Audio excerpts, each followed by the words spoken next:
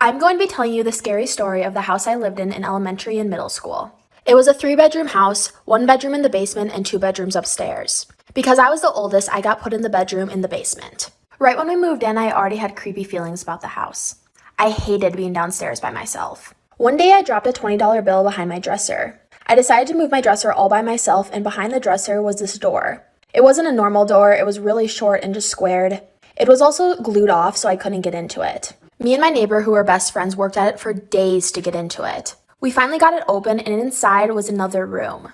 It was almost like an underground attic. The walls were wooden, the ceiling was wooden, there was no carpet, but it smelled awful. My parents found out and they were super mad at me for opening the room. They of course put that dresser in front of that door for a reason because they knew I would explore it. But after that, things started to get weird. Stay tuned for part 2. This is part 2 of my scary childhood story about the door behind my dresser. Of course, my parents were really mad at us for opening it up, so they sealed it back up. They just didn't want us to get hurt from all the rusty nails or if there was mold inside. But I think we released something when we opened that door and a lot of things started to happen. First, I started having night terrors to the point where I would scream at the top of my lungs and not wake up. My parents would have to come downstairs and wake me up and put me back to bed. Then, every single night I would have this reoccurring dream that me, my mom, and my brother were all at a picnic at the beach. This super old lady would walk up to us and she would take me. She then would lock me up in the room behind my dresser. This dream would reoccur every single night for months. It scared me so much that I started to not sleep at night. I developed insomnia and would only sleep for 2 to 3 hours per night at only 8 years old. There was a couple nights where I swear I saw the old lady standing in the corner of my room. My parents just thought I was hallucinating from no sleep though. Stay tuned for part 3. This is part 3 of my scary childhood story about the door behind my dresser. Because I wasn't sleeping and developed insomnia, my parents took me to a sleep therapist. The only thing the therapist gave me was a bunch of sleeping pills. Even though the sleeping pills worked, it made my dreams so much worse. I even started walking in my sleep. I would wake up all the time not in my bed. My covers would be all the way across the room like someone had dragged them over there. One night, one of my best friends slept over and we heard knocking coming from the door behind my dresser. That night when we went to bed, she started speaking really creepy gibberish in her sleep. I had to go get my mom to wake her up. I woke up a couple nights feeling like I was suffocating, and when I swung out of bed, I saw a silhouette of an old lady. My cat even started to sit there and meow and hiss at random things in the corners of the room. But there was nothing ever there.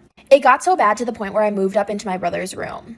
If any of you have listened to all 3 parts and are experts on spirits, please message me on Instagram and tell me what you think I released that night when I opened the door. Storytime about the boy across the street who used to stalk me. So a little background information. My parents and I moved into a new house that was literally 5 minutes from where I used to live. But I went to private school, and almost all the other kids in my town went to the public school. So I didn't really know a lot of the kids in my town. Well, a week after we moved in, our neighbors across the street invited us to a barbecue. While we were there, I started talking to our neighbor's older son, and him and I started to get along really well. Their older son was a senior, I was a sophomore, and their younger son was a freshman. Well, I kind of talked to the younger son, but he was just like giving me really weird vibes. So for the next few weeks, I started hanging out with their older son a lot and we would talk all the time. Well, the one day whenever I went over their house, it was super weird. His younger brother kept saying, "Oh, I think I know you from somewhere. Like, I swear I know you." And I'm just like, okay. Well, the one morning I was waiting outside for my mom to pick me up because she worked night shifts and she would just grab me and then take me to my school. And I saw him in his window watching me like for part 2.